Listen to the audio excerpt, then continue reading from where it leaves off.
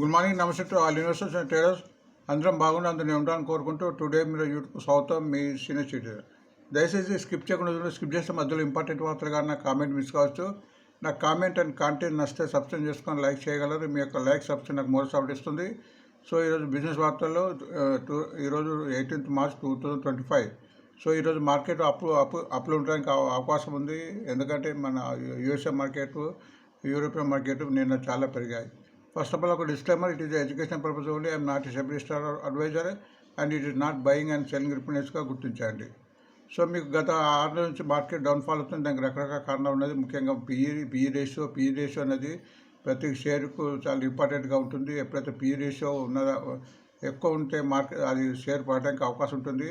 అట్లనే ఇప్పుడు ప్రస్తుతం యునైటెడ్ స్టేట్స్, యూఎస్ఏ, ఇండియాలో కూడా ఆల్మోస్ట్ 20 పైన పిఈ ఉంది. మిగతా కంట్రీలో చాలా తక్కువ ఉంది. కాబట్టి పెట్టుబడులు అక్కడ పోతున్నాయని మనం పేపర్లో వార్త చూసినాము.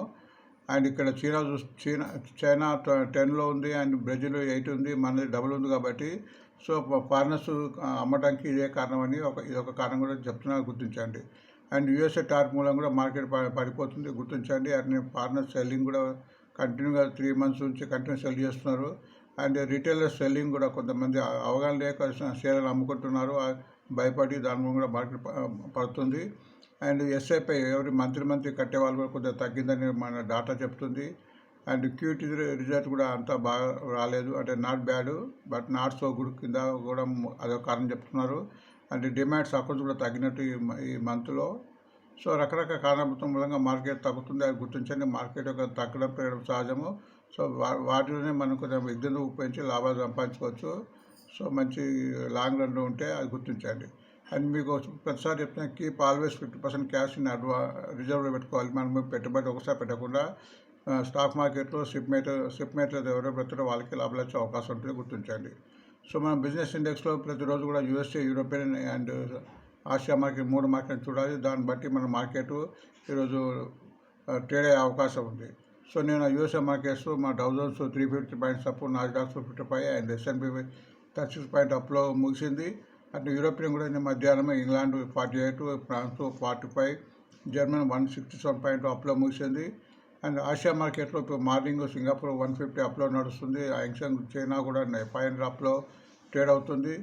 తైవాన్ కూడా 220 అప్లో ట్రేడ్ అవుతుంది. జపాన్ కూడా 500 అప్లో ఉంటుంది. సో దీన్ని బట్టి మన మార్కెట్ ఈరోజు గ్యాప్ అప్తో ఓపెన్ అయ్యే అవకాశం ఉంది. అది ఎంత ఓపెన్ అయిపోతుందో మనము 3:30 వరకు అయితే వేచి చూడాల్సిందే.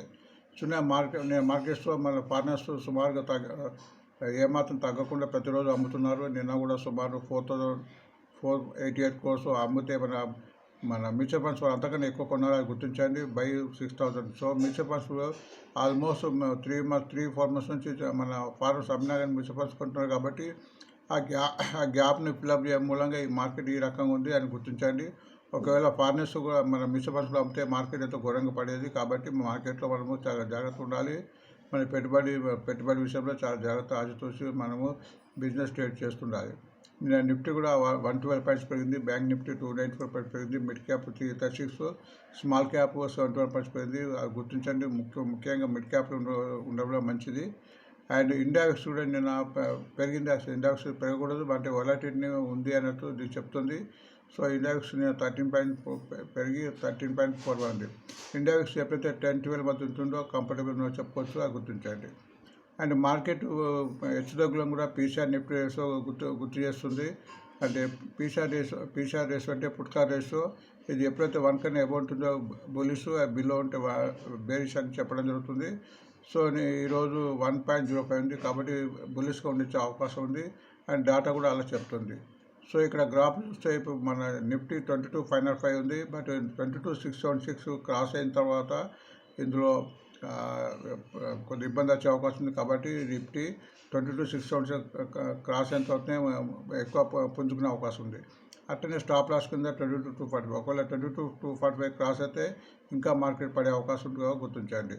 అంటే బ్యాంక్ నిఫ్టీ కూడా ప్రస్తుతం 48,354 ఉంది. దీని యొక్క రెసిస్టెన్స్ కూడా 49,648 క్రాస్ కావాలి. అప్పుడే మార్కెట్ ఎక్కువగా మంచిగా ట్రేడ్ అయ్యే అవకాశం ఉంటుంది. స్టాప్ లాస్ కింద కూడా 47,500 క్రాస్ అయితే తగ్గితే ఇంకా మార్కెట్ తగ్గే అవకాశం ఉంటుంది, గుర్తించాలి. సో మన మార్కెట్లో గోల్డ్, సిల్వర్ చాలా పెరిగింది. Almost gold 90,000 for 10 grams. Silver కూడా ఆల్మోస్ట్ 103 lakh అంటే 1,03,000 పెరిగింది కేజీ. సో మనకు గోల్డ్ ఈటీఎఫ్, సిల్వర్ ఈటీఎఫ్ 2 షేర్లు ఉన్నాయి. అది మనం గోల్డ్లో పెట్టి వాళ్ళు ఇలా పెట్టుకొని మన భద్రతగా ఉంటుంది, మన సెక్యూరిటీ ఉంటుంది. వెళ్ళినప్పుడు అమ్మచ్చు, కొనచ్చు, అది గుర్తించండి. సో గోల్డ్ బీఈటీఎఫ్ ప్రస్తుతం 73 రూపీస్ 53 పైసా పర్ షేర్ ఉంది. నిన్న 71 పైసా పెరిగింది. ఇది హైయెస్ట్ 74 రూపీస్ పోయింది. అండ్ 51 ఆల్మోస్ట్ హైయెస్ట్కి దగ్గర ఉంది, గుర్తించండి. సిల్వర్ బీఈటీఎఫ్ కూడా 94.48 పైసాతో ముగిసింది. నిన్న 1 రూపీ 20 రూపాయలు పెరిగింది. ఇది హైయెస్ట్ 100కి మళ్ళీ చేరులో ఉంది. 67 లోయెస్ట్. అండ్ బ్రెంట్ కూడా కొద్దిగా పెరిగింది, 8 పైసా 0.08 పైసా 71 పై. ఇది 70 వరకు ఉన్న వరకు మనకి మార్కెట్కు మన ఎకానమీకి మంచిది. డాలర్ ఇండెక్స్ కూడా 103.48. ఇది కొద్దిగా తగ్గుతుంది, బట్ నిన్న కొద్దిగా పెరిగింది 11 పైసా, గుర్తించండి. డాలర్ కూడా నిన్న 27 పైసా తగ్గింది, 86.